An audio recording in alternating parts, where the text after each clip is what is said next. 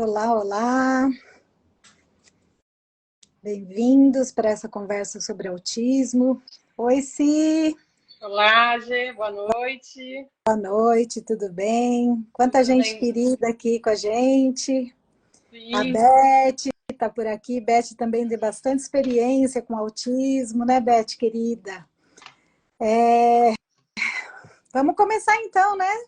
Deixa eu apresentar para vocês a Simone Souza, tem 41 anos, minha cunhada, funcionária pública, mãe do Lucas Gabriel e do Miguel. O Lucas, nosso querido, ele tem uma síndrome rara que se chama Coffin Siris, é isso, né, Si? isso mesmo. E em decorrência dessa síndrome, ele desenvolve o TEA, né, o espectro autista. A Simone também, uma grande guerreira aí dessa causa do autismo. Ela é coordenadora do projeto Asas da Inclusão, que é formado por pais e pessoas com deficiências e amigos, né, da aeronáutica de São José dos Campos, onde a Simone trabalha. E nós estamos aqui hoje porque muitos pais que estão aqui, que passam comigo no consultório, eu atendo muitas crianças com autismo, tenho um grande amor por eles, e o Lucas é minha grande inspiração para tudo isso, né? Por conta do Lucas, eu acabo estudando bastante coisa, apesar de a gente morar em cidades diferentes, né? Uma cidade longe, não tão longe assim, mas um pouquinho longe, mas tudo que eu acabo estudando e todo esse amor que eu tenho pelo autismo vem por causa do Lucas, que foi o primeiro contato que eu tive com o autismo antes mesmo de eu ser médica, né? Uhum. E eu quero que a Simone agora conte um pouquinho para a gente, um pouquinho dessa experiência de mãe, como que foi tudo, como que foi o diagnóstico, com quanto tempo que começou. Conta um pouquinho para a gente, Si. Então, o Lucas foi uma gravidez planejada, né? Que todo mundo pergunta como que foi, se foi de repente e tal. Não, foi uma gravidez planejada. Aí o Rafael, a gente já namorava já há bastante tempo, 9 anos e meio, quase 10 anos, aí nós casamos. Depois de 2 anos de casado, a gente resolveu ter um filho, porque já fazia tempo que a gente estava namorando já, e para aumentar a família, né? Aí planejamos o Lucas, foi feito todo o pré-natal certinho, ácido fólico, tudo direitinho, como manda o protocolo aí pra gente ficar grávida e seguir uma gravidez normal. O Lucas, ele teve assim, com 6 semanas, eu tive um sangramento, daí eu fui pro hospital e tal, só teve um descolamento de placenta, mas que eu tomei medicação, fiquei de repouso e não teve mais nada, nenhuma intercorrência. Foi uma Uhum. gravidez bem tranquila, não tive nada durante a gravidez, os exames de pré-natal tudo normal, os exames morfológicos, nenhum, nada. Quando estava com 37,5, com 38 semanas, a gente agendou a cesárea. Eu não tinha interesse em fazer a parte normal e já deixamos agendada a cesárea para evitar sofrimentos futuros, né? Então, daí a gente, por causa do todo a escolha, a mesma opção, agendamos com a ginecologista e o Lucas nasceu no dia 17 de outubro. O Lucas nasceu bem, nasceu com. Ele, na verdade, ele nasceu, só que ele aspirou. Ele não chorou no momento do nascimento.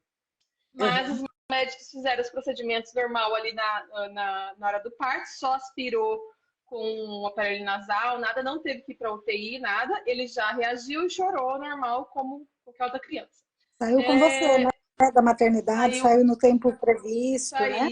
Saiu. Ele nasceu com 3,330, nasceu grandão, nasceu da medida correta, tudo certinho. Aí, com um dia e meio, que era cesárea, eu tive alta e fomos para casa, né, com o bebê. Mãe de primeira viagem, pai de primeira viagem, fomos levar o bebê para casa. Então, vamos fazer agora, né? Não dormir para olhar o bebê respirar a noite toda. Mas, assim, eu tinha muito leite, eu tentei amamentar no começo, achava que ele estava mamando, ele ficava muito tempo no peito, mas ele não estava sugando, ele não conseguia sugar. Então, em uma semana, que foi ter voltado um pediatra, ele tinha perdido muito peso. Voltei do pediatra, o pediatra falou assim: não, se ele não mamar 30 ml agora, 60 depois, 90 você vai para o hospital, porque não tá, ele está perdendo muito peso. E daí a gente entrou com a mamadeira, 4, 5 dias depois da saída do hospital. Só que ele continua ainda perdendo peso e não mamava o quanto que o pediatra tinha falado que ele deveria mamar, né? Aí nós voltamos lá para o hospital, porque ele nasceu no Santa Joana, em São Paulo. Eu trabalhava em São Paulo na época. Ele nasceu lá, né? E daí, quando ele voltou para a maternidade, lá onde ele nasceu, o médico achou por melhor internar ele na semi-intensiva, para que ele pudesse ganhar peso, pudesse ficar mais fortinho, para poder ele sair. Aí estávamos nós lá com um bebê de nem 10 dias internado, né? E eu com cesárea, né? Eu me lembro bem de todo esse sufoco que passaram, né? Foi um sufoco, porque ficava sentado o dia todo, né? Porque não tinha lugar para descansar, não tinha nada, e ainda tinha que fazer tirar o leite, né? Porque lá tinha um banco de leite, tudo certinho, tudo. Mas assim, foi bem desgastante, porque a gente ficou uma semana. Ele tinha fonos, né? Que iam lá para fazer a verificação, fizeram exames, aí ele começou a melhorar um pouquinho, porque ele mamava no peito e mamava a mamadeira, o complemento, né? Só que daí ele foi ficando, os médicos acharam passava cada hora um médico diferente para fazer a avaliação dele, e daí a médica pediatra da semi-intensiva achou melhor por fazer uma avaliação, na verdade, com mais de uma semana ele pegou um resfriado lá dentro. Foi que ele pegou um resfriado, daí isso postergou a saída dele. Ele estava ganhando peso, mas postergou a saída. Como virou uma semana, os médicos fizeram o BERA, o exame auditivo, que ele já tinha feito o exame de ouvido no nascimento, tudo normal, sem nenhum problema. Só que fez o BERA e deu uma perda auditiva. E daí, com essa perda auditiva, o médico achou por melhor chamar um geneticista para fazer a avaliação dele, porque ele não teria sugado, né? Não sabia sugar, não tinha pego essa pega, né? E tá com essa alteração no BERA. Aí nós aguardamos mais uns 3 dias o plano de saúde autorizar o geneticista, não foi autorizado, né? Daí a gente pagou o médico ir lá, daí o médico fez a avaliação dele. Na avaliação, o médico já fez alguns apontamentos que ele achou da avaliação dele, que implantação baixa de orelha, cabelo na testa, a língua um pouquinho mais obtusa, né? Então, foi o olhinho, fendinha do olho. Então, foi várias características que o médico fez a avaliação do Lucas e depois a gente foi lá e ele passou pra gente, né? E com base nessa avaliação, ela fez várias solicitações. Fizemos exames dele lá no hospital mesmo, que sairia mais rápido. Ela solicitou o cariótipo, né? Que demorava 30 dias para sair o resultado, mas que ele faria lá dentro do hospital, né?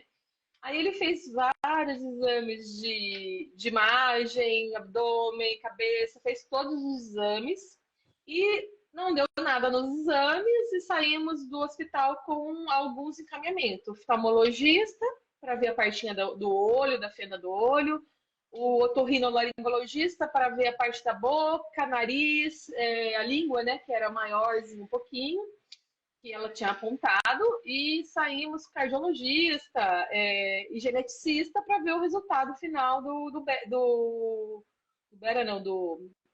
cariótipo. Aí nós fomos para casa com um pacotinho já com 12, 14, 20 dias, vamos por aí, só que cheio essas recomendações. Aí começou a nossa batalha de atrás dos a peregrinação, profissionais, isso, os profissionais. E como que você, assim, como que você e o Rafael, né, que é o meu irmão, que é marido da Si, como que vocês se sentiam nesse momento? Porque é um turbilhão de sentimentos. Você estava pós-cesárea, como recém-nascido. E eu sempre converso muito com os pais sobre a questão da gestação e desses primeiros dias, que nós temos durante a gestação o nosso bebê sonhado. Sim. E depois nós temos o nosso bebê real. Então, muitas vezes a gente tem que passar por um luto mesmo, do bebê sonhado para o bebê real, né? Sim. E assim, eu senti na pele também, que muitos sabem que o Bernardo também teve um monte de problema quando nasceu. E esse misto de sensações, né? A gente saber que sentir no coração, que eu falo que é aquela coisinha que Deus coloca dentro da gente, que é uma intuição, né, materna. Uhum. A gente fala, eu não sei o que que é, mas tem alguma coisa errada aqui com meu filho, né? Sim. E aí começa essa peregrinação atrás de médicos, atrás de especialistas, né? Como que foi isso, assim, esse processamento emocional para vocês? Eu acho assim, na hora que a gente saiu, a gente estava bem confuso e perdido, como qualquer mãe que tem um filho pequeno, que a gente fica desesperado, mas a gente estava buscando os médicos, né? Não foi assim, ó, o luto aí desse Uhum, momento. A gente saiu tranquilo, pais perdidos, né? Claro que eu passei, eu acho que eu tive uma depressão pós-parto quando eu tive o Lucas por conta dele não mamar, por conta da pressão de todo mundo, ai, tem que mamar, ai, tem que mamar no peito, ai, se ele não mamar no peito, vai tirar leite. Daí eu não conseguia fazer esse descanso para eu poder me reestruturar sim, emocionalmente, fisicamente, uhum, entendeu?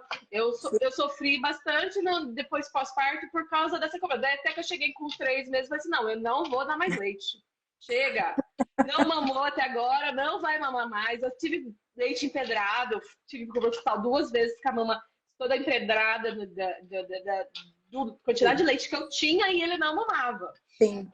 E daí, então, era muito cansativo, porque eu ficava 1 hora com ele no peito, esperando ele ver se mamava, não mamava, daí depois eu tinha que ficar mais 1 hora esperando o leite, daí depois ele, 1 hora, já tinha que tomar banho ou comer, daí ele já acordava de novo. Então, assim, foi muito desgastante, foi muito difícil essa fase depois que a gente foi para casa. A gente É. foi em todos os especialistas, nós fomos no cardiologista, no oftalmologista, o oftalmologista falou que não tinha nada. Fomos no otorrino, o otorrino falou assim, a linha dele é um pouquinho maior, mas não vejo nenhum problema, nenhum nada. Então, e fomos no cardiologista, fomos todos os médicos e o cariótipo saiu normal. Então, a gente Uhum. saiu com todo esse trabalho, esse acompanhamento que a gente tinha que fazer fora. Só que, assim, foi tudo normal. Tava tudo dentro dos conformes. Eu só, assim, continuar dando leite, daí ele foi pra fórmula, né? Então, depois ele começou a ganhar peso com a fórmula. Então, foi tudo assim, tudo normal, até não beber muito gordinho, era tudo normal. Daí, quando chegou nos 6 meses, ele começou a comer a frutinha raspadinha, que não sei o que, tudo mais. Aí, em 6 meses, a mãe resolveu dar uma papinha da Nestlé. Ai, eu me Porque lembro disso. bem 6 meses, vamos dar a papinha da Nestlé pro menino que já tá criado, né? Mãe voltando a trabalhar, usando tudo das férias, todos os que a gente podia usar de férias, banco de horas e tudo mais, voltando a trabalhar, fui dar papinha pro menino. Aí nesse dia ele teve uma reação alérgica fortíssima, porque a boca dele inchou, ele já tem a boca bem grandinha, né? Aí inchou toda a boca, daí a gente ficou desesperado, Eu me lembro. daí corremos pro hospital. Corremos pro hospital, chegamos lá, tipo assim, ai, meu filho comeu e ficou assim. De repente aparece uns 5 médicos do lado assim, meu Deus, tá acontecendo alguma coisa séria. Já entram com remédio anti-alérgico nele, porque podia sufocar, podia tudo mais, né? E daí ficou internado mais alguns dias ali, uns 4, 5 dias, para poder melhorar dessa alergia que ele teve, essa intoxicação. Aí a gente descobriu que ele teria uma alergia a corante, esse tipo de coisa que a gente ia ter que evitar. Seria só uma comida mais natural, realmente. Então, aí começou o susto da comida. Aí, acompanhando com o pediatra, desenvolvimento normal, sem nada a acrescentar. Só o Bera que a gente teve que continuar acompanhando, que ele teve a perda auditiva. Então, com 1 ano repetiu, deu ainda alterado. Com 2 anos, 1 ano e meio repetiu, deu alterado. Com 2 anos que regularizou, não tinha mais nenhuma perda auditiva, não tinha mais nada, né? Então ele estava assim, zero problemas, né? Só que a gente sabia que com 1 ano ele era uma criança muito agitada, elétrica, não parava, subia para todo lugar, não tinha medo de nada, entendeu? Era uma criança destemida dos perigos, não tinha noção. E daí com 3 para 4 meses ele Você, começou a andar. você falando isso, eu me lembro de uma cena lá na casa dos meus pais, em Santa Cruz do Rio Pardo. Estávamos, porque eu, Simone, Rafael e o Fernando e a Verusa tivemos filhos todos assim ao mesmo tempo. E eu, Verusa, sentada no chão com a Bernardo e a Yasmin, E o Rafael de Costa e o Lucas estavam ali andando ali em volta. De repente, meus pais, né, têm uma cristaleira lá, né, que tem, é um bar que tem, então tem a parte do bar e a parte das taças penduradas. De repente, eu vejo o Lucas, ele escalou o bar e ele estava pendurado nas taças. Eu me lembro até hoje que eu falei assim para o Rafael: Rafael, com muito cuidado você vire e pegue o Lucas, porque ele escalava tudo. Ele era, né, uma criança assim bastante agitada, que não tinha medo mesmo de nada, Não, né? Nunca teve não medo tinha. de nada. Uhum.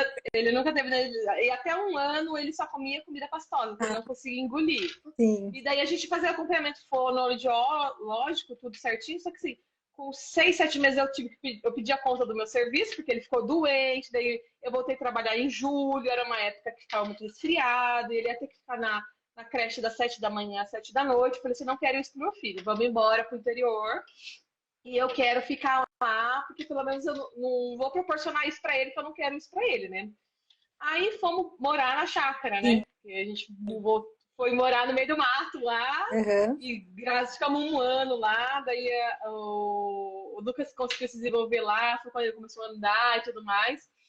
E quando com 1 ano e 3 meses ele começou a andar, mas aí nessa época que a gente estava lá, palpite de todo mundo, ai, dá tantas voltinhas, faz o piu-piu piar na boca do menino, e faz não sei o que, e faz não sei o que, tudo quanto é tipo de coisa a gente fazia, né? A gente tava dando tiro para todo lado. Uhum. Aí, nós, com 1 ano e 3 meses, ele começou a andar, né? E andar correndo, né? Não É. andava, né? Ele corria, né? Então, ele era uma criança assim, começou, mas ele não falava nada, com 2 anos não falava, a gente ia no médico, todos os médicos iam, mãe, é normal, ele só não é preguiça, é isso e aquilo.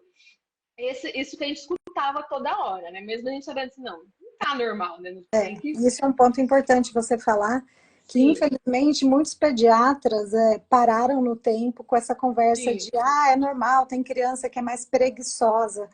Não, a gente sim, tem duas coisas que a gente tem que observar, né? O atraso de fala que pode acontecer, algumas crianças falam um pouquinho mais tarde, mas a gente hoje já considera como um distúrbio de fala que uhum, precisa de uma avaliação de uma fono, às vezes de um neuropediatra ou neuropsicólogo. uhum, E existe o atraso da fala decorrente do espectro autista. Então, a sim. gente precisa, hoje não existe mais, é importante a gente sempre repetir isso, que não existe criança preguiçosa.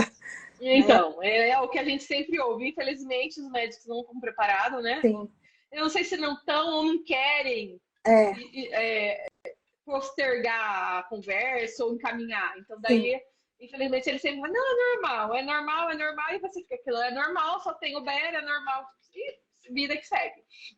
Aí nós, daí a gente veio do aniversário do Bernardo aqui em São José, que vocês já estavam sim, aqui, né? Daí eu comentei com a G, a gente tá lá em Santa Cruz, mas eu não tinha conseguido emprego lá, e o Rafael tava parado também na época. Aí disse, se você conseguir alguma coisa, a gente vai para São José, que é uma cidade um pouquinho maior, mas não é São Paulo, né? Que eu vou poder dar uma qualidade de vida um pouquinho melhor para o meu filho, mas que eu teria emprego para mim e para ele, né? Daí no sim. final deu certo, o Rafael veio trabalhando primeiro, né? Morou próximo um bom tempo, né? E daí, nisso, o Bernardo e o Lucas começaram a ficar mais tempo junto, porque eles eram da mesma idade, né, 6 meses de diferença, E, e, e conviver mais o dia a dia, ir no médico aqui, fono aqui e tudo mais. Aí, com isso, a gente começou a estudar medicina já no final do ano, que a gente estava aqui, né? E levava eles nos médicos que não, é normal, é normal, é normal. Aí, não é normal, né? A G sugeriu que ele fizesse um exame, né? Que foi o síndrome de Williams que ele fez, né? sim, E deu negativo, mas depois disso, vamos no geneticista. Eu já tinha levado, eu acho que na neuro, para fazer todos os exames. Fez exames, todos os exames neurológicos, ressonância, eletro, tudo. A neuro falou que não tinha nada, absolutamente nada, e ele não falava porque ele é preguiçoso. Daí a neuro falou assim: ó, se ele neurologicamente não tem nada, vai para o geneticista fazer o acompanhamento com o geneticista. A gente chegou a fazer o síndrome de Williams, que deu negativo, e daí nós fomos doutor Zan, em São Paulo, no geneticista, para que fez a avaliação dele e disse, olha, ele tem alguma coisa, ele tem alguma outra, pelas características do rostinho dele, pela que você está falando, ele tem alguma alteração genética. Ele falou assim, só que igual, a gente pode fazer o exame da varredura genética nele, que é o SNP-Away, a gente vai descobrir o que ele tem, mas isso não vai interferir na vida dele, ou não vai ter nenhum tratamento que vai mudar, uma cirurgia ou alguma coisa que possa ser feita para mudar. Então ele disse, não, se a gente vai saber o que é, a gente quer fazer o exame. Na época o exame era muito caro, era R$8.000 na época, 10 anos atrás, né? Fizemos o exame nele, o convênio não cobria, né? Fizemos o exame nele e daí a gente descobriu que ele tinha uma heterozigoto do cromossomo 15. Ele tinha perdido uma banda bem grande do 15 e essa perda genética de parte, 70% do cromossomo, fez com que ele acarretasse todos esses atrasos, né? Atraso na fala, atraso cognitivo fino, atraso intelectual, atraso motor e agitação que ele tinha. Então, tudo isso estava associado a essa alteração genética. E é importante também a gente salientar aqui, que quando a gente faz o cariótipo, a gente vê só se tem alteração de cromossomos, né? Que não é o caso do Lucas. O Lucas, ele tinha, quando ele fez esse primeiro exame mais específico, ele perdia, né, evidenciou que ele perdeu um pedacinho do cromossomo, mas ele também não se encaixava em nenhuma síndrome já categorizada genética. Ele não tinha síndrome nenhuma, só tinha essa perda microdeleção, né, essa perda genética. E daí só conseguiu ver essa pequena perda, né? Que era o que tinha naquela época também de exame. Era o que tinha naquela época de mais moderno de exame, de fazer. Daí, com isso, a gente o doutor fez algumas investigações, fazia algum acompanhamento, falava assim, essa síndrome normalmente tem algum problema na bexiga ou da visão, então a gente vai sempre acompanhando, fazendo os exames preventivos para evitar que ele venha a ter uma coisa e ele não seja investigada, né? Daí a gente fez todo... Só que o Dr. Slan era muito do Down, né? Ele tratava muito criança com Down e tudo mais, mas ele que foi quem deu o diagnóstico do Lucas como um portador de doença rara, né? Sim. Aí, nesse momento, eu acho que a gente começa a sofrer o luto, porque quando você vê o resultado, tá escrito, não tem o que mude. Aí é a fase que todo mundo fala assim, não tem o que fazer. Agora é ir atrás, é buscar os que tiver para fazer. E o Dr. Zan foi muito claro, assim, olha, a gente vai, todo mundo, o DNA da gente tem alguma alteração, só que você compensa um com o outro. Sim. Já o Lucas, ele perdeu muito. Então, com isso, ele não conseguiu compensar de outra forma, né? Foi o que deu o luto dele no momento do diagnóstico, né? Que deu essa perda e tudo mais. Foi quando aí a gente pega o diagnóstico. Descobriram o nome do adversário, né? Porque eu falo que não importa que nosso filho tenha, né? Mas a gente, sabendo o que a gente corre atrás, né? A gente corre atrás. E daí a gente já vinha com fono, com tudo mais, mas a partir desse momento intensifica mais ainda as terapias, aí entra a terapia ocupacional, entra outros exames, outros encaminhamentos que a gente tem que fazer, né? Sim. E daí você começa a ver que o seu filho perfeito que você queria ter, né? Que sonhado, desejado, daí ele não existe. O seu filho é aquele que tá ali com você e que tem aquele diagnóstico, né? Daí é o momento que você fala assim, o que vai ser, né? Como... O que vai esperar? O que vai ser? Ainda mais, Ele já não falava. Sim. Ele já não falava, né? A gente não ia no fono, a fono falava assim, não sei se ele vai falar ou não. Os médicos falam assim, não tem catálogo dessa doença, não tem registro, né? Sim. Então você sempre fica naquela incógnita, né? O que vai ser daqui para frente? Sim. Aí começou as terapias e vai para a escola precocemente. Com 3, 4 anos ele já foi para a escola para estimular. Sim. E começa a luta de terapia e mais os acompanhamentos que a gente faz, né? Só que daí, assim, uma coisa que todo mundo bate é que é culpa da mãe, né? A mãe não estimulou, a mãe não faz tudo, a mãe dá na mão. Então, isso é um ponto que, infelizmente, todo mundo culpa a mãe. E a mãe, coitada, já tá naquela situação que você... Do luto, né? De não saber o que fazer, né? busca e tudo, e ainda ter que ouvir que você é a culpada de seu filho não falar, do seu filho Sim. não fazer alguma coisa, ou do seu filho ser agitado, entendeu? E Aham. daí aí começa a pior parte para a mãe, Sim. entendeu? Porque eu acho que falta muito apoio, a gente sempre sozinho também, né? Não tem ninguém. Você não sabe o que é falta rede de apoio, porque você não tem rede de apoio mesmo. É. Que gente que passou por isso, que infelizmente as pessoas. Assim, eu na minha época não tinha tanto autismo, hoje em dia já tem, né? Então, inclusive, Sim. até a gente montou um grupo lá no meu serviço para poder ajudar as outras pessoas, poder orientar, porque assim, não é culpa da mãe, é uma característica que a criança veio assim e é dela, não é que ela não fala porque ela não quer. Aí, Exato.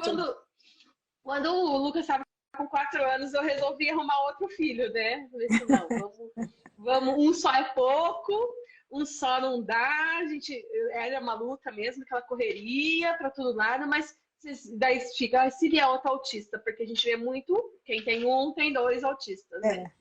Aí eu peguei e falei assim, não, vamos embora, vamos tentar, se for a dois, Deus vai dar força para nós cuidar dos dois. Aham. E seja o que Deus quiser, né? Inclusive o Dr. Zan tinha falado assim, não tem, assim, foi uma alteração Novo, né? Que chama mutação de novo, né? Que ela não é isso, não é hereditária. hereditária. Falou assim, nós fizemos os exames, quando eu fui querer engravidar, eu fiz o exame, eu e o Rafael fizemos, eu não tinha nenhuma predisposição. E quando você vai no médico, vocês são primos? Vocês têm algum grau de parentesco? Você, tipo assim, né? Tem alguém na família que tem alguma outra. Não, assim, a gente não tinha conhecimento de ninguém na família, a gente não tinha conhecimento de ser primos, nada disso, né? E daí ele falou assim: não, foi um acaso super raro, e sim, se for acontecer de novo com você, assim, vai ser mais raro ainda, né? Sim. Então ele falou assim que não teria nada, não seria genético, né? Foi o que ele falou.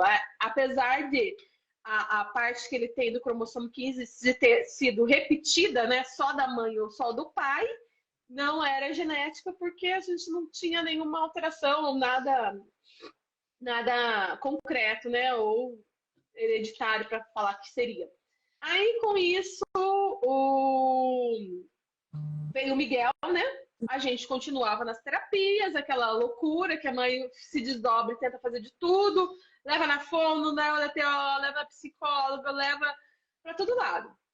Na hidroterapia, fisiomotora, e vai no ortopedista, e vai nos médicos que ele acompanhou, oftalmologista, que daí a gente descobriu com 3 aninhos que ele já usava 5 graus de miopia do olho esquerdo, só o direito estava zerado. Então, assim, muitos médicos, assim, é uma infinidade de médicos que você tem que manter acompanhamento cada 6 meses, uma vez por ano, Isso de várias demanda especialidades, tempo, né? né? Isso É, demanda muito tempo, muito principalmente para a tempo, mãe que porque trabalha, né? sim, com certeza. Quando o Lucas estava com 3 anos, eu passei no concurso, né? Graças a Deus, aqui em São José dos Campos. Eu, com 4 anos, acho que com 2 anos eu passei no concurso, depois de 1 ano eles me chamaram, né? Graças a Deus foi o que, sim, deu um norte também, porque assim, e é muito caro, né, para você, uma pessoa só trabalhar e manter todos os custos, né? Sim. Então, acho que é muito importante a mãe também que tenha filho especial, se tiver essa possibilidade de voltar para o mercado de trabalho, é o melhor, porque é uma forma dela se ocupar a cabeça dela, ver outras coisas, porque você viver 24 horas, essa correria de mãe, de terapia, de estímulo e tudo mais, por mais que seja uma criança que demanda esse cuidado, você não aguenta psicologicamente por conta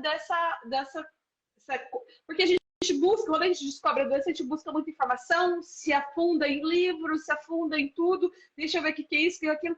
E hoje em dia tem muita coisa.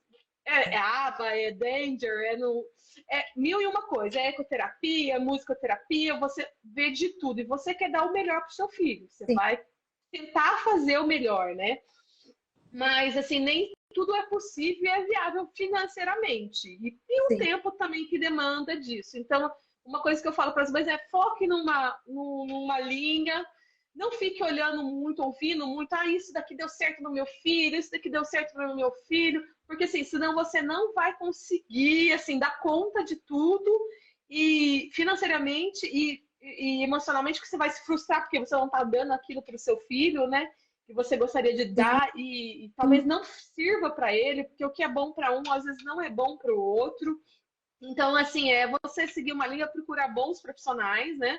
Uma boa fono, uma boa TO, que possa acompanhar ele, que possa passar as dicas, né? Para você do que você deve fazer, como você deve agir, assim, a evolução dele é muito devagar, é muito, assim, você não consegue perceber o dia após dia, você leva todo dia, uma vez, 2 vezes por semana, naquela profissional, vai, leva, para depois de um ano você dizer, nossa, ele já sabe fazer isso. Ele não te mostra o que ele está aprendendo diariamente, mas ele está absorvendo, entendeu? A forma de aprendizagem deles é diferente. Tem que ter uma paciência, tem que ter tudo um jeito e tem que estar ali firme para toda vez a profissional vir. Fala assim, mãe, faz isso em casa. Mãe, faz aquilo em casa. Mãe, você não pode dar na mão dele. Mãe, você tem que deixar ele comer sozinho. Tipo assim, você tem que estar ali toda hora vindo uma coisa diferente, ou brigando por alguma coisa, acompanhando, na escola, que daí quando ele foi para a primeira série, acho que é o pior momento para uma mãe, Sim. por conta de sair do infantil, sair ali daquela fase que toda criança é igual, entendeu? Ali eles ainda estão aprendendo, mas a partir do primeiro ano é a hora que eles começam a cobrar a escrita, cobrar o comportamento, cobrar o ficar sentado, e você sabe que seu filho não vai conseguir se adaptar a isso, né?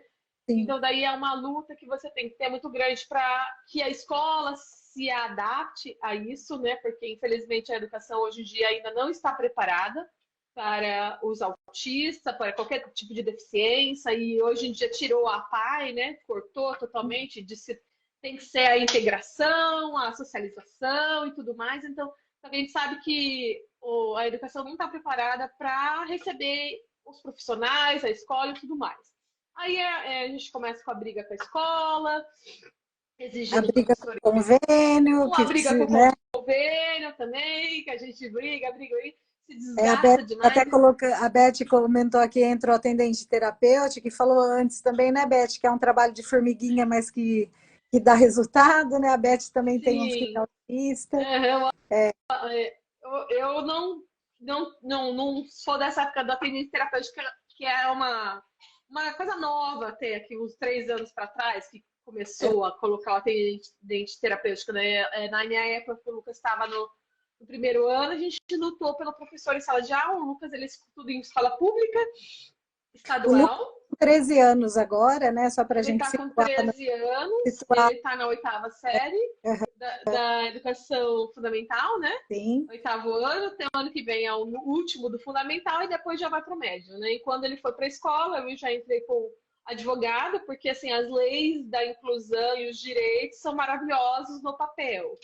Só que para fazer valer só entrando na justiça, só brigando, só ficando em cima, para poder fazer com que a coisa ande. Então, a mãe, o pai que tem um filho especial, o que eu digo é muita terapia, ficar muito tempo em cima, cobrar das escolas, cobrar do plano de saúde, brigar, porque muitas vezes a gente tem que brigar o tempo todo para que consiga alguma coisa. Apesar de ser direito, a gente soa como se estivesse fazendo um favor, né, para o seu filho. Ou se você estivesse explorando uma coisa que na verdade é direito deles. Então, assim, tem que ser chato mesmo, tem que estar em cima, tem que acompanhar, tem que estar na escola brigando para eles montarem um plano de trabalho para eles poderem se desenvolver.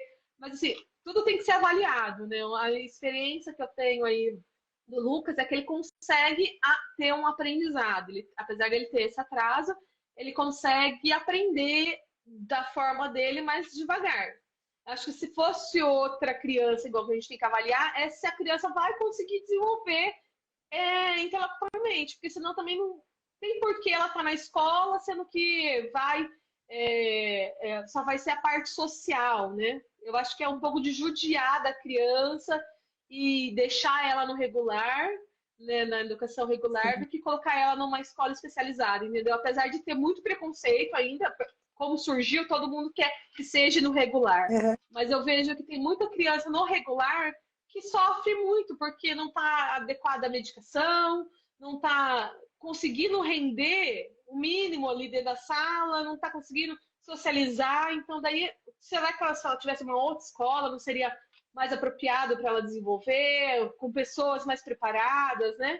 Mas, assim, eu vejo a luta de muitas mães de não aceitar também e querer que eles fiquem ali no regular junto com os outros. Mas também é da família de cada um, a escolha de cada um, a luta de cada um, né?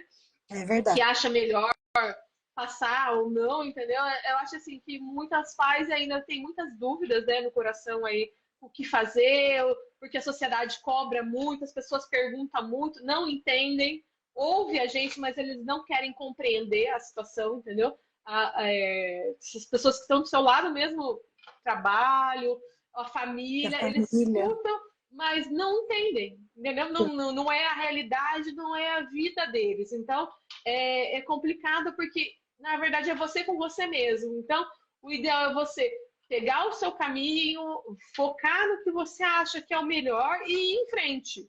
Seguir o Sem dar coração. o...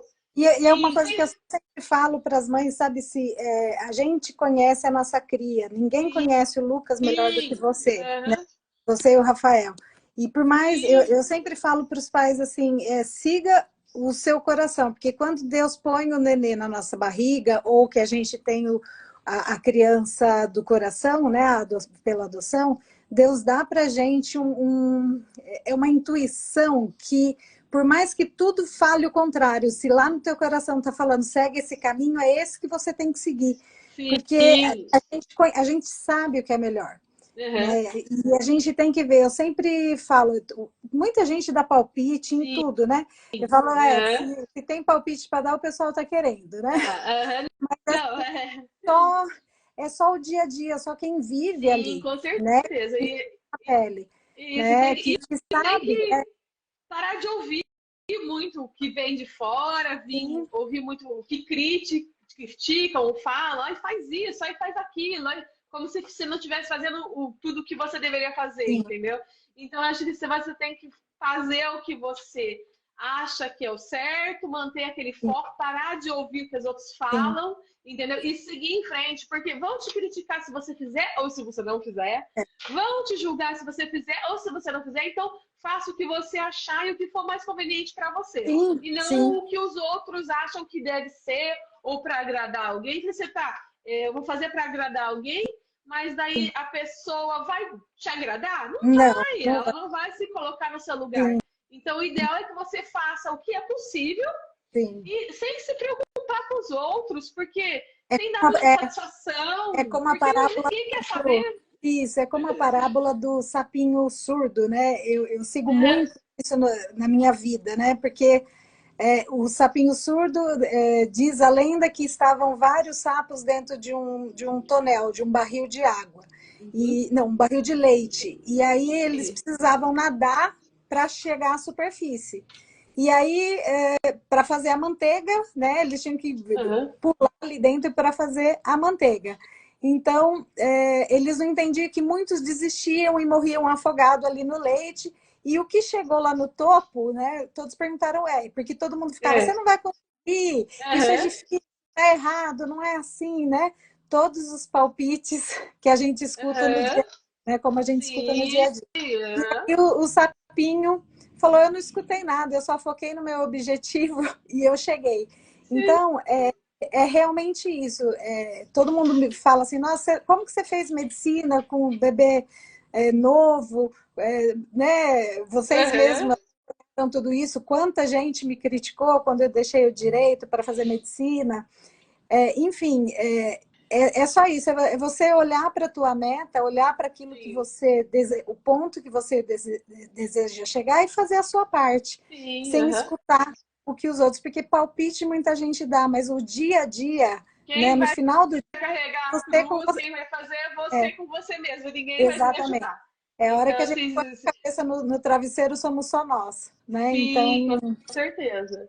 E assim, acho que o que fica é você tentar estimular o máximo possível, buscar bons profissionais, porque o diagnóstico precoce é o ideal, né? Porque você começa a estimular sim, desde cedo. E eu vejo quantidade de alunos com 6, 7 anos que estão na escola sem estímulo nenhum, sem laudo, As sem... terapias dão muito resultado, né? Muito, Aqui muito. e tem a Si, tem a Beth, eu não sei se tem mais alguma mãe de autista que está participando com a gente, mas assim, é o retorno que eu vejo, né, no consultório, porque eu atendo como pediatra, não como neurologista, né, não sou neurologista, eu sou pneumologista, pediátrica e pediatra, então eu acompanho a criança autista como pediatra, Uhum. né? E isso que você falou é super interessante, que eu, por exemplo, eu tenho no consultório, tá aqui a Lu, quem mais? É Fernanda, né? Fernanda que também... Não, Juliana, Fernanda, que bom, temos bastante famílias de autistas, né? E assim, eu já, hoje, estudando para entender melhor essa síndrome, né? Eu já consegui fazer um diagnóstico de autismo com 4 meses, de um bebê de 4 meses. Sim. Então, o médico tem sim, o pediatra, ele tem sim ferramentas para avaliar, né? Então, a avaliação do desenvolvimento neuropsicomotor da criança, ela fala muito, porque o bebê, o primeiro sinal que a criança autista pode dar é a ausência do sorriso social. Uhum. Assim, é legal a gente falar aqui que tem vários tipos, né, de autismo, né? O do Lucas, ele tem o espectro autista decorrente dessa síndrome rara, né? Sim. Então, ele não seguiu aquele caminho que a maioria das crianças que tem o diagnóstico de autismo segue. Talvez seja por isso que tenha sido mais lento o diagnóstico dele, né? Porque ele tinha sinais de síndrome, né? Que ele tem essa síndrome, a Coffin-Siris, né? Ele, mais pouquíssimas crianças no mundo têm. Mas, assim, uma criança que tem hoje o que nós definimos dentro de um espectro autismo, a gente consegue, já lá nos primeiros meses de vida, já observar. Outras crianças, elas têm um desenvolvimento neuropsicomotor, onde a gente avalia se engatinhou no tempo certo, se sentou, se conseguia engolir, mastigar, se aos 5 meses já girava no próprio eixo. Enfim, a gente tem uma série de avaliações que a gente faz na pediatria normal, de todas as crianças. Tem criança que vai normal até os 2 anos, mais ou menos, e depois começa a regredir. Esse é um perfil que é muito comum. O segundo desde criança, a criança faz aquelas estereotipias, né? Às vezes muito discreto, mas assim, já dá para a gente avaliar. E uma coisa que eu sempre falo para os pais, para os familiares dos pacientes que passam comigo no consultório, olha, notou qualquer coisa diferente? Porque é igual quando a gente leva carro no mecânico, nunca, às vezes o defeito não aparece, né? O Só problema do aparece carro. em casa, né? Então os pais falam, ai, doutora, às vezes faz esse movimento, mas durante o momento ali da consulta acaba não aparecendo. Sim. E eu sempre falo, filma e me manda pelo WhatsApp, porque facilita eu entender o que essa família está me trazendo. Sim. E para a gente começar com essas terapias o mais rápido possível. Porque o que muda o desenvolvimento da criança é o início precoce da terapia. Sim, com certeza. E o exame também, acho que o que marcou bastante, assim, que eu vejo que foi uma mudança para o Lucas, foi a parte do autismo que ele tem micros estímulos, né, cerebrais, que fazem com que eles não conseguem permanecer no momento, né? Eles é tão bagunçado, o eletroencefalograma deles é tão alterado, o autista, né? Que é tipo pequenas microepilepsias, né? Só que não chega a ser uma epilepsia. Não chega Então, assim, as crianças, quando têm a a epilepsia, tomam medicação e pronto, né? Agora, eles têm essa movimentação muito acelerada cerebral do autismo mesmo, né? E que causa essa descompensação deles de não estar no mundo, não conseguir ficar 5 minutos numa coisa, não conseguir. Então, eles têm aquela bagunça mental até para fala. E daí, quando eu levei ele fazendo acompanhamento, a neuro identificou essa característica que ele tem e sugeriu a medicação do anticonvulsivo, né? Ah, Sim, mas o Lucas nunca teve uma convulsão, né? Eu sim. disse, não é para convulsão, é para essa movimentação cerebral que ele tem muito grande, né? Não que chega a ser uma epilepsia. Aí, quando ele começou a tomar essa medicação, ele começou a falar. A partir assim, do mês, 2 meses que ele começou a tomar que ele toma o Keppra, né, o Atkina, que ele começou a centrar e falar assim, e foi a medicação? Não sei se foi a medicação, se foi um monte de terapia, ou se foi o conjunto de tudo mais, né? Mas foi que hoje, ele começou com 9 anos a falar, e hoje ele já forma a frase, eu vou acordar ele, eu não quero acordar, eu quero ficar dormindo, não me enche o saco, pré-adolescente normal, né? Mas hoje ele já consegue se expressar. Eu acho que é uma angústia de muitas mães, né? Saber se o filho vai falar, dos não verbais, né? Sim. Se vai falar ou não, se vai saber se conseguir se comunicar ou não. É ter que ter muita paciência, muita calma, que assim, no tempo certo, no tempo de Deus, né? Vai É, acontecer, entendeu? E se não falar, também ele se comunica da forma deles, né? sim.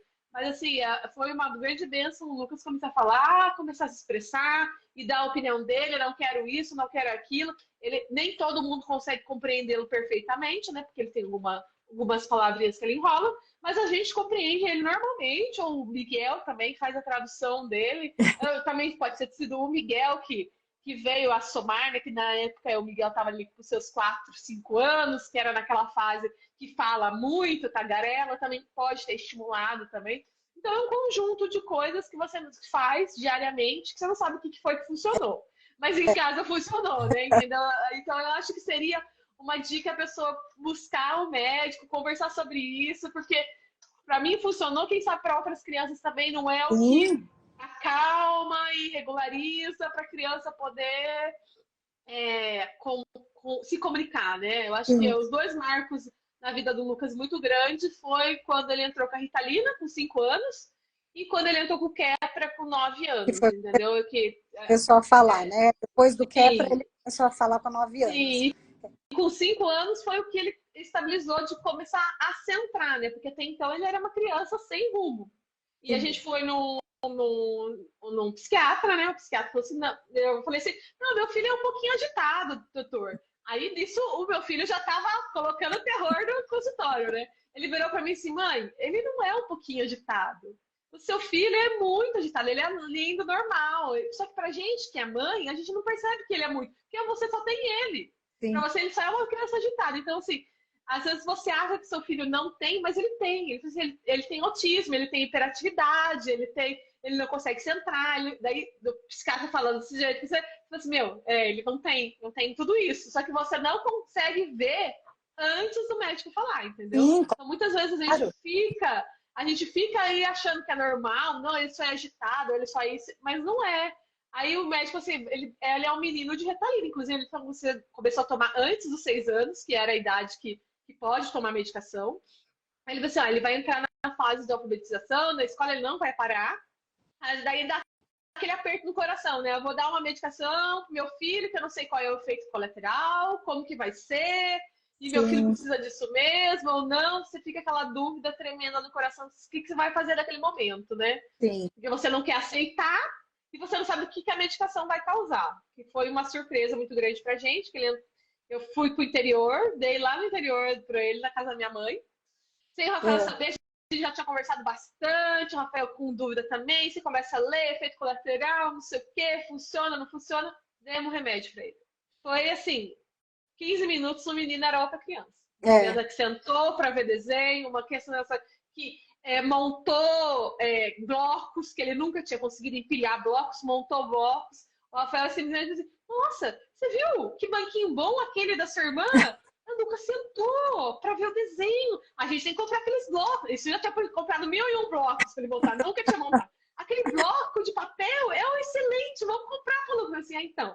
É que eu dei o remédio para ele sem te falar, mas ele tá medicado. Então daí você vê como muda a sim, criança medicada. Então, sim. Eu acho que Fernanda, né, falou que faz uso de canabidiol, também é uma opção muito boa que nós temos hoje, um retorno bom. uhum. Aqui no Brasil existe uma mentalidade ainda muito retrógrada em relação a isso, mas os países que já liberam, como Uruguai, Israel, Canadá, alguns estados dos Estados Unidos, o retorno, quando o canabidiol ele é muito bem empregado ali conduzido, o retorno, principalmente para crianças autistas, crianças que têm epilepsia séria, o retorno é maravilhoso. Então, eu acho que é mais uma luta aí que os pais têm que enfrentar, porque hoje ela está falando que ele usa importado, e a gente vê a realidade no Uruguai, um vidrinho de óleo que daria aí para 1 mês e meio, 2 meses, dependendo da quantidade, custa em torno de R$ 200. Todo legalizado, você compra na farmácia, tudo bonitinho. É um absurdo a gente ter que falar que paga R$ 2.000 num vidrinho, ou às vezes até mais. Então, eu acho que é mais uma luta aí que as pessoas que têm crianças com epilepsia, crianças com autismo, pessoas que têm depressão crônica, pessoas que têm dores, como a minha mãe, que tem ali artrose, sua mãe, pessoas que têm dor, podem ser muito bem, podem ser beneficiados com isso. E eu já pensei várias vezes em entrar canabidiol com o Lucas, só que assim, os médicos a gente vai, não tem tanta ênfase em indicar, né? Sim. E o custo também, né? Porque daí você vai entrar com um processo para pedir, e se não tem essa medicação, você vai ficar um período sem, ou você vai arcar com esse custo dessa medicação, então ainda é uma coisa bem complicada da gente conseguir, né? Manter e não suspender o tratamento para ele também, né? Eu conheço uma pessoa que tem um filho que tem uma epilepsia grave e que não conseguiu ainda judicialmente, e a criança, quando ela usa o canabidiol, ela fica sem crise convulsiva. E ela falou, né, o que ela sempre fala eu tenho que comprar de traficantes para eu fazer o óleo na minha casa para eu poder dar para o meu filho, porque ele não tem remédio regularizado que cuide, que melhore a epilepsia dele. E quando ele faz uso do canabidiol, do óleo, então ela estudou como faz, ela faz na casa dela. Então, esse tipo de coisas a gente não pode aceitar no Brasil, porque o objetivo da negativa, da parte da cannabis medicinal aqui no Brasil, é só interesse político e financeiro, infelizmente. Sim. E as pessoas acabam não tendo esse benefício. Mas não só o cannabis, mas a gente tem todos os medicamentos, a Ritalina, né? Todos esses que ajudam a estabilizar a criança, ajuda muito. Muitos pais têm medo de entrar com a Ritalina. Como será que vai ter? Qual vai ser a reação? Mas assim, o Lucas foi um grande exemplo para a gente, que ele ficou super bem, né, com a Ritalina.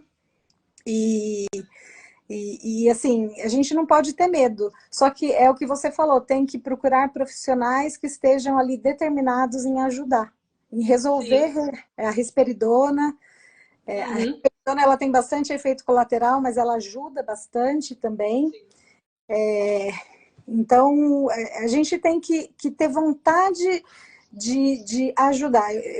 Ontem eu atendi, ontem foi sábado. Na sexta-feira eu atendi uma criança e eu fiquei um pouquinho além do meu horário lá no pronto-socorro, porque a mãe me mandou mensagem e falou: ai, doutora, eu tô chegando, mas está muito trânsito em São Paulo. Eu falei: não, eu espero, pode vir que eu espero.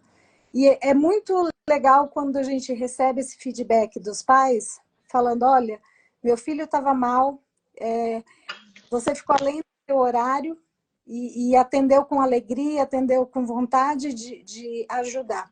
Eu acho que falta muito, infelizmente, nos médicos isso. Tem gente que acha que ser médico é um glamour.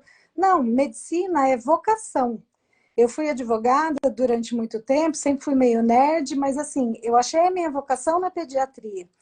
Então, se eu estou ali, eu quero estar ali, e a pessoa mais importante para mim naquele momento é o paciente que eu estou atendendo.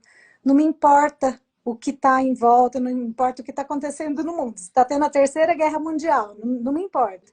Eu estou ali 100%. E isso que falta. E assim, para os pais de crianças atípicas, seja de doenças raras, autismo, não importa, qualquer doença, e até os pais de crianças que não têm um diagnóstico diferencial de algo importante, porque toda criança tem alguma pedrinha no sapato ali ao longo do desenvolvimento, procurem médicos que valorizem o seu filho ali naquele momento da consulta. O médico que não está com o celular, o médico que está ali ouvindo, olhando, né, escutando a tua história, porque quem me traz a história é a mãe, é o pai. Então, por exemplo, quando tudo isso acontecia, se os médicos não te escutassem, como que chegariam até o diagnóstico?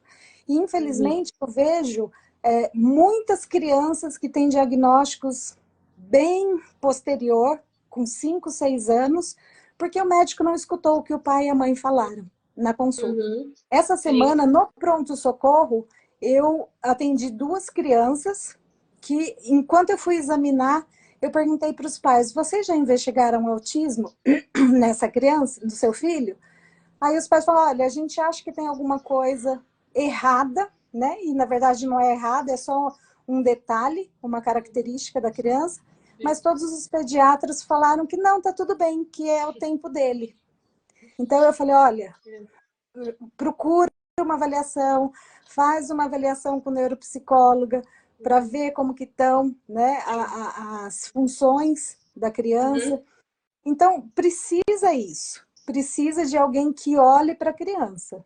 Sim. Por isso que eu falo, quando eu falo, doutora, você atende convênio? Eu falo, gente, não dá para atender convênio. Minha consulta é 1 hora e meia. Isso eu não consigo entender o que está acontecendo com as crianças. Então, eu sei que o convênio ele é necessário, mas não dá. O convênio obriga o médico a atender em 10 minutos. Sim. Em 10 minutos eu não consigo saber nem o nome da criança direito, né? Muito menos entender o que está acontecendo com ela. Então, e as crianças neuroatípicas, elas precisam de um médico que tenha tempo para olhar para elas. Sim. Tanto pediatra, neuropediatra, todas as subespecialidades. Mas a gente precisa olhar a criança, precisa ver a criança brincando, precisa deixar um cantinho ali no consultório para ver como que ela se comporta, quais são as coisas que os pais estão trazendo, para tentar identificar e ajudar o mais rápido possível, né? Ou para atender, assim, para conseguir direcionar essa família para o melhor tratamento. E você sentiu na pele várias vezes isso, né? Com certeza, com certeza. Até hoje é difícil a gente conseguir, assim, o profissional. Convênio, infelizmente, está bem difícil conseguir algum profissional bom que atenda. São raros os profissionais que a gente consegue encontrar. Mas as especialidades hoje em dia eles nem oferecem. A neurologia eu tô tentando marcar, não consigo. Genética não tem. Então, assim, são especialidades que são mais... são necessárias, né?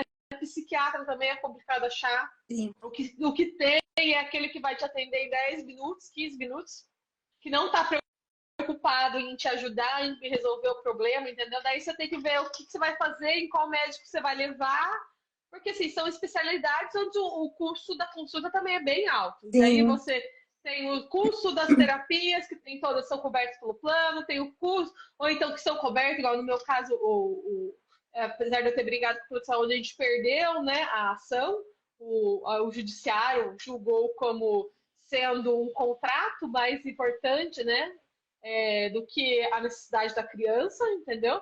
E daí você tem que arcar com essas coparticipações, você tem que arcar com esse custo, aí você tem 1001 coisas que você tem que gastar para poder oferecer o melhor para o seu filho, entendeu?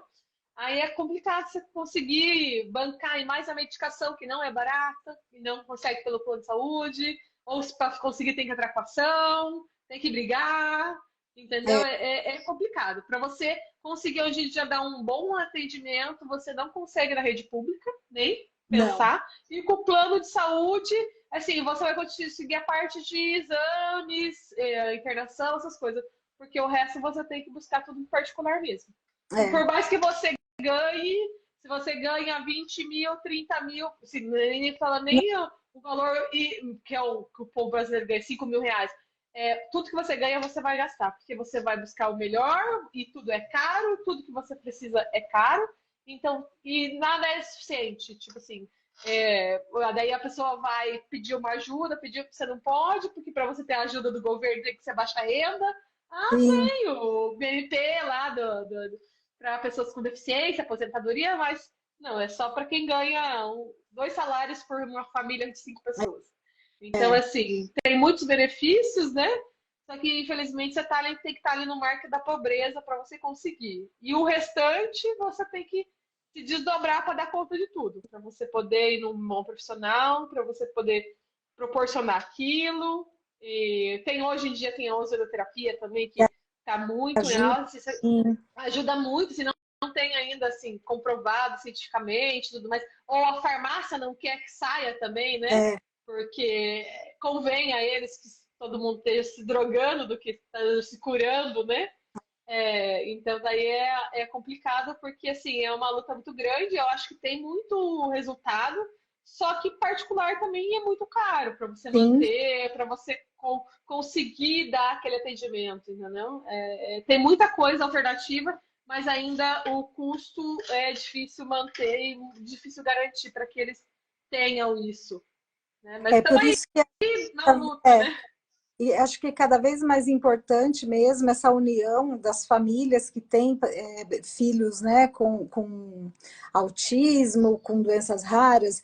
Eu tenho bastante contato com a Regina, que ela é presidente da Associação das Doenças Raras.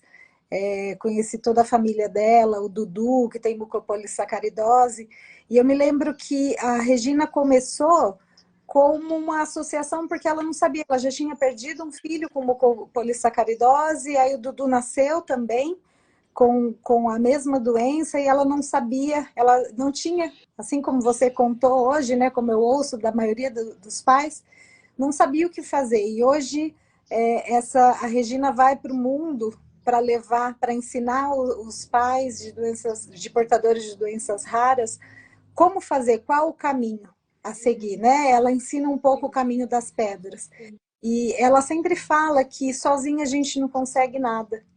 sim, com Sempre certeza. precisamos dessa rede de apoio. Se essa Sim. rede de apoio não vem da família, que venha dos nossos pares, das pessoas que têm o mesmo Sim. problema. Uhum. Então, é assim que aos poucos a gente vai caminhando e conseguindo, né? Então, cada pequena vitória é muito para quem precisa, né? Para Com quem certeza. Acho que o grupo de apoio é fundamental para as pessoas sim, trocar experiência, ver que o que você está passando nesse momento outra pessoa já passou, te dar dicas, assim, sim, porque senão você tem que descobrir e lutar muito para chegar numa coisa que talvez outro já passou por por isso isso, exato. e que consegue de uma forma bem mais fácil, te mostra já onde é o caminho, né? Eu acho que os grupos são importantes, só que infelizmente, pelo menos ali no meu serviço, os pais não querem se expor, ou por medo, ou porque estão na fase do luto ainda, ou portanto na fase da descoberta e fica ainda aquela luta de não aceitar, ou se já passou, porque já passou por tanta coisa, foi tão difícil, e é tão desgastante, é tão cansativo que também não quer também, porque já passou por tudo. Então, acho que falta muito das pessoas se colocar no lugar dos outros Sim, e querer ajudar, entendeu? Porque tem gente que quer ir pro grupo desde que faça alguma coisa pro meu filho. uhum, E eu vejo o grupo mais como uma troca de informação e você querer ajudar o próximo. E infelizmente nem as pessoas que são do grupo têm esse mesmo intuito, entendeu? Às vezes sim, ela só quer para ela e não quer querer se relacionar. Então eu acho que não só na sociedade como um todo, mas na sociedade das pessoas com deficiência nem sempre todas as pessoas querem se ajudar. Então sim, daí tem essa complexidade. Alguns momentos é porque está passando por muita dificuldade, por muita luta, e outros porque já passou por tudo e está cansado de tudo ter que brigar, tudo ter que falar.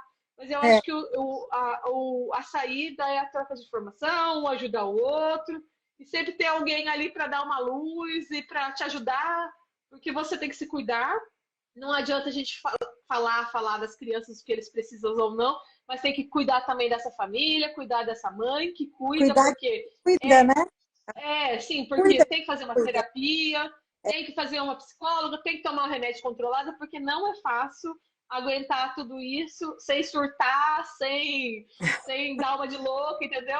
É muito difícil. Então, você, às vezes, você vai colocar seu casamento em risco, sua vida em risco, por conta de você não buscar cuidado para você, porque não é fácil. O peso é muito grande dessa família que tem uma criança típica, tanto social, terapia, escola, tudo. É, Então você tem que sempre buscar ajuda para você, fazer uma atividade física, não é fácil ter tempo, mas você tem que se desdobrar para você estar bem, para você poder ter a energia que demanda isso, entendeu? E lutar, e lutar. Um dia você tá bem, luta igual uma guerreira, outro você não tá tão bem, e você chora, fica brava, revolta, mas daí outro dia você já volta a lutar de novo, porque é isso que tem que ser a vida, seguir em frente e buscar o melhor sempre e não desistir. é. Acho que é isso. Eu acho que isso é super importante. Eu sempre gosto de contar que muitos pais me perguntam se eu sou especialista, né, em autismo, porque eu atendo muitas crianças autistas, eu acho que é Deus mesmo que me manda, e um fato impressionante é que todos me deixam examinar sem que precise segurar essa criança. E outro dia eu estava lá no São Camilo, indo visitar lá no sexto andar, onde é a pediatria, um paciente autista, que é um querido, que é o Theo, filho da Cris. Ele estava internado e quando eu estava esperando o elevador, uma senhorinha evangélica, de coquinho, com a Bíblia, de sainha, ela chegou para mim e falou: filha, Deus manda te fazer uma pergunta. Daí eu falei assim: pode falar, né? Ela falou assim: ele quer saber quando você vai assumir a sua missão. Aí eu ainda brinquei com ela, falei: fala para mim que missão é essa, porque eu não estou sabendo, mas não. É muita missão só, né? É. Aí ela me falou uma frase que é o que eu mais ouço dos pais, principalmente no pronto-socorro, onde é um atendimento que a criança não me conhece, que ela está me vendo pela primeira vez. Ela falou assim: Deus manda te perguntar quando você vai se especializar nas crianças que não olham nos olhos de ninguém, mas olham nos teus olhos. E essa é uma frase que eu ouço assim de 90% dos pais que entram, principalmente no pronto-socorro. Uhum. E assim, eu falo que o autismo ele entrou na minha vida através do Luquinhas, né? O Luquinhas me fez estudar, então assim, eu tento saber o máximo que eu posso até para ajudar vocês, né, mesmo de longe, mas assim, eu acho que é uma missão mesmo que eu tenho na vida de cuidar dessas crianças que precisam de um pediatra que faça isso por amor, que faça isso Sim, por vocação. sim, E assim, o Lucas foi o motivo. Eu falo que o Lucas foi o botãozinho, o start. sim.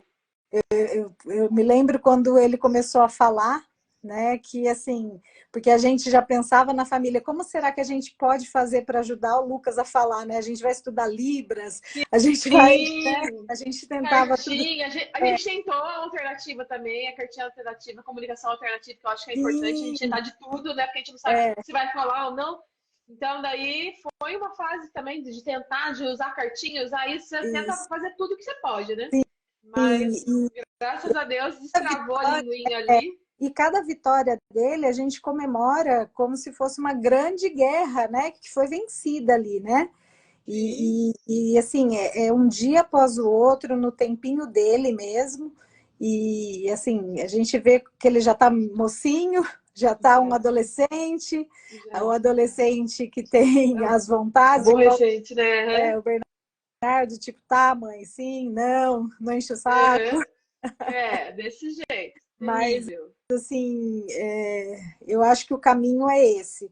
É, eu, você é uma das mães que eu falo que eu tenho mais respeito, que eu conheço de perto, que é da minha família, que luta, que briga, que chora, que faz festa, que tem uma energia que eu não sei de onde você tira essa energia para fazer tudo que você faz. Das 6 da manhã já está fazendo crossfit.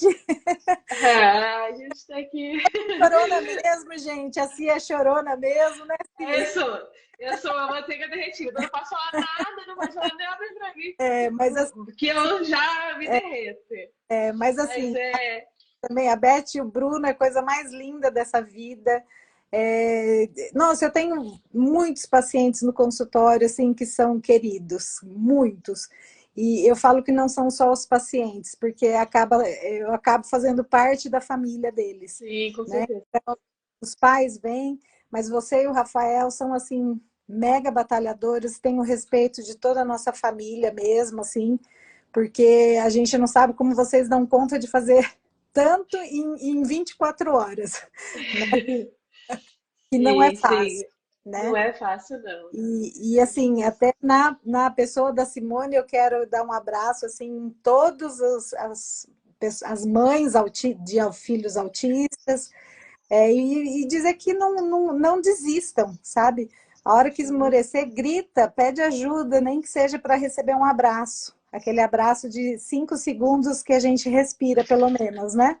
sim, com certeza. E não Aham. desistam da luta, porque assim, cada pessoa, eu sempre falo que isso, na medicina não existe receita de bolo. Se você vai no médico que dá a mesma receita que ele deu para todo mundo, saia correndo desse médico, porque não tem a menor ideia Não, do que está o que fazendo tá com fazendo? você. É. Com E certeza. crianças que têm uma necessidade especial, precisa muito mais ainda disso, né? Precisa mais ainda de um olhar individual, para individualizar mesmo essa criança. Todas as crianças são únicas, todo ser humano é único. Nós temos várias formas de chegar no mesmo objetivo, vários caminhos para chegar. O que deu certo para um nem sempre dá certo para o outro. E aí é papel do médico, do terapeuta, do psicólogo, o pessoal da clínica. A Natália, que é uma clínica em Santana que eu atendo, eles têm uma estrutura de pacientes autistas maravilhosa. Então, assim, é o olhar individualizado de cada criança, Sim, para nós da pediatria, né? Então, não adianta fazer receita de bolo. O que a gente pode é mostrar os caminhos e tentar juntos é, é, a chegar no melhor caminho, né? No melhor resultado. Mas existem várias formas de se chegar nesse mesmo local. E aí é a intuição, é a orientação do profissional que está ali super bem informado, que estuda, que pode direcionar. E nunca, uhum. eu falo que o atendimento da criança com necessidades especiais, seja elas quais forem, ela nunca pode ser feita por um profissional apenas. Ela precisa de um atendimento multidisciplinar. E um atendimento multidisciplinar que conversa, que está ali junto, Sim, porque às vezes os pais claro. têm vários profissionais que não se falam. Sim, Então, isso dificulta muito o desenvolvimento da criança. É importantíssimo essa união. sim. Então, de todo mundo junto, né? Uhum. Multidisciplinar, assim, em todos os sentidos mesmo, né? Sim, com certeza. Mas é isso. Tem alguma dúvida? Alguém quer perguntar alguma coisa? Tivemos vários comentários importantíssimos. Gostei muito de saber que temos mais famílias aqui que estão participando aqui com a gente, né? Se tiverem alguma dúvida. Ah, que legal, que legal. Então, temos pessoas muito queridas. Beth, precisamos fazer um bate-papo com você também, que você também tem uma experiência linda com o Bruno. Essa semana eu vou estar com a Lu aqui no condomínio, a gente falando um pouquinho também sobre as crianças autistas. Aqui a gente tem um grupo, né, Lu? E, e eu acho que é isso, a gente está sempre aí movimentando, se ajudando, se apoiando, para que as crianças tenham um bom retorno e sejam indivíduos com menos necessidades, sejam mais independentes possível no futuro, Sim, né? com certeza. Acho que é importante que as pessoas, assim, eu sei que cada um está numa fase, mas que elas participem dos grupos, participem dos movimentos, né, que existem na cidade e tente movimentar, porque quanto mais a gente se unir, mais ver que tem, melhor vai ser a estrutura. Leve seus filhos para o restaurante, leve seu filho para o hotel, leve seu filho para onde for, porque infelizmente se a gente ficar sempre protegendo ele, sempre ai, não, ele não se comporta. Ah, não, vou me olhar torto. Leve no mercado, leve na farmácia. Porque só a gente expondo ele, colocando eles na situação que eles vão melhorando e vão aceitando melhor aquela rotina. Se você não levar, cada vez vai ser mais difícil, eles vão estar mais, assim, com dificuldade de tolerar aquele tipo de local, né? Do que você ficar protegendo, porque a gente tem que criar eles para o mundo, né? Que a gente quer deixar eles aqui para o mundo, né? Que ele consiga buscar essa independência. A gente não sabe se futuramente ele vai conseguir, mas a gente tem que preparar ele para isso, né? Sim. Então, acho que mesmo que todo mundo te julgue, todo mundo não saiba da dificuldade que você teve para chegar até ali, porque às vezes a gente tem que fazer um monte de coisa para estar ali e a pessoa ainda vai te julgar. Ai, essa mãe não dá limites, essa mãe não faz isso, essa mãe não faz aquilo. Então, mesmo que todo mundo te julgue, não importa, você está fazendo aquilo por seu filho, para ele conseguir superar e numa próxima oportunidade estar melhor, poder fazer, porque assim, a sociedade é isso. A sociedade tem que aceitar as crianças com deficiência, tem que saber que elas existem e respeitar.